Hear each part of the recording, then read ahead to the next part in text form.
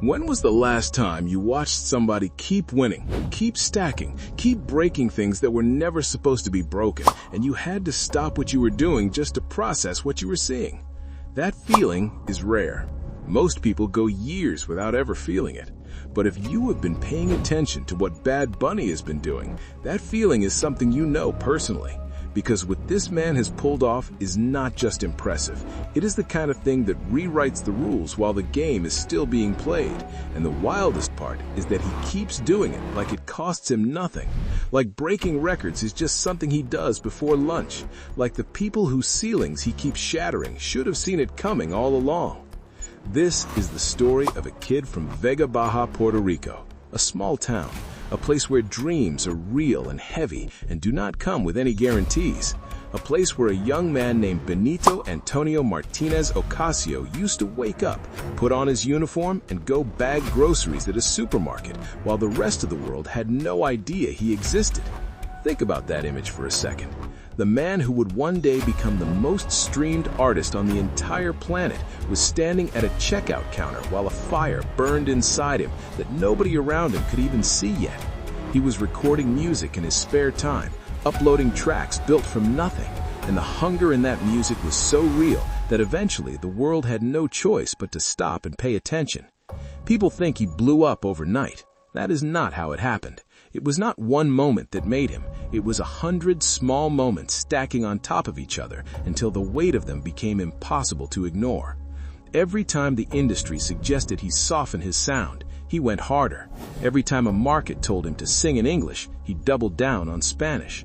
Every time somebody implied that his island was too small to matter globally, he took that logic and used it as fuel. And the fire that came out of that fuel is still burning hotter than ever. You want to talk numbers because the numbers are where people really start to lose their composure. When Spotify first started publishing all-time charts, the assumption was universal. English-language artists would hold those top spots forever. They had the head start, the infrastructure, the label muscle, and for a while that is exactly what happened. The lists were predictable. Then something started shifting, quietly, the way a tide shifts before anyone on the beach notices. Latin music started climbing into spaces where it had never been before, and every time a wall cracked, if you traced it back to its source, you would find Bad Bunny at the beginning of it. His album, Un Verano Sin Ti, cracked the top 40 all-time albums on Spotify. Read that back. Top 40 all-time. Not most streamed Latin album of the year, not a genre chart. Top 40 albums in the entire history of the platform, sitting right alongside English-language projects that dominated pop culture for entire decades. And he did it with an album entirely in Spanish, rooted in the culture of a Caribbean island the mainstream spent years treating like a footnote. That is not just a personal win. That is a line in the sand that says the old rules about what music can cross over are finished, expired. To feel the real weight of that, you have to understand what that album actually is. This is not a commercial project built to maximize playlists. This album is personal in a way that makes you feel like you are reading someone's diary. Before we get into it, welcome to Celebrity Talk Show Room. If you're new here, hit subscribe and turn on notifications. We cover the stories that go deeper than the headlines. Now, let's get into it. Bad Bunny made it as a love letter to Puerto Rico. Not the travel brochure version, the real one, the complicated one that has survived hurricanes, debt crises, and colonial neglect, and still produces some of the most joyful, alive music on earth.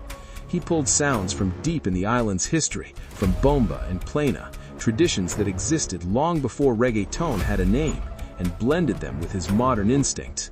The result sounds like nostalgia, but hits like something brand new. People in Poland, Japan, Nigeria, and Brazil reported the same thing. The language did not matter. The feeling came through anyway. That is what great art does. It touches something underneath that every human being shares, regardless of where they grew up. Most artists who sense a path toward global success eventually make the calculation. They add English verses, they smooth out the edges, they package themselves in a way that feels easier to sell to people who do not share their background. Bad Bunny refused that completely. He decided early that he was not going to travel to the mainstream. The mainstream was going to have to come to him.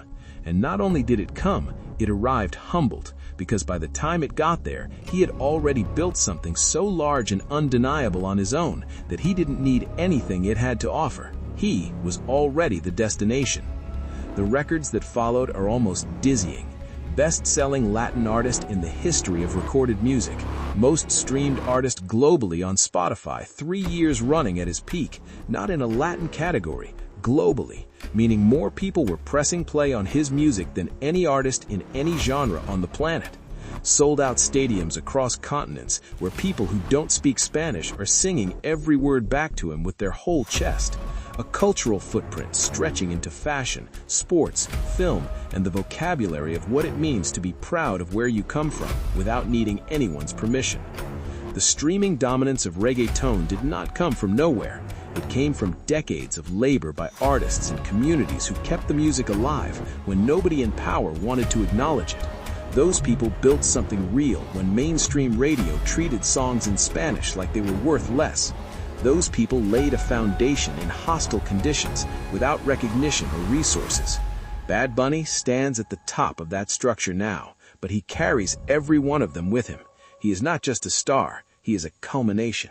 So when you see that album sitting in the top 40 of all time, don't just see a number. See a kid from a small town who bagged groceries and dreamed bigger than anyone around him thought was reasonable. See a genre that fought for 30 years to be taken seriously. See an island that the world kept underestimating, that kept surviving everything thrown at it, that kept producing beauty and soul in quantities that should embarrass every place that ever looked down on it. See an artist who bet everything on being exactly who he was, and who won so completely that the people who doubted him ran out of arguments years ago. The top 40 was never supposed to have room for him according to the old logic. He made room anyway. And now the old logic is the one that nobody can find anymore.